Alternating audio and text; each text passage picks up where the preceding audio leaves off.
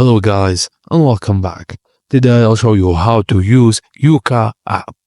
Firstly, download the app from App Store or Google Play Store. Open it and follow the instructions to create an account. Now, open the Yuka app, then tap Scan button to activate your camera. Point the camera at a product barcode.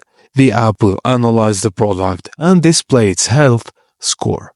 The app will show a product rating like excellent, good, mediocre, or poor, based on its ingredients. Just scroll down to see a breakdown of the product's impact on health, including the presence of harmful or beneficial ingredients. If the product is rated poorly, Yuka often suggests healthier alternatives with better scores.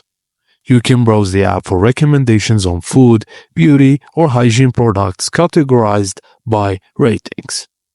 Adjust your settings based on dietary restrictions or preferences, like vegan or gluten-free. So Yuka simplifies understanding product quality, helping you make informed decisions of your health.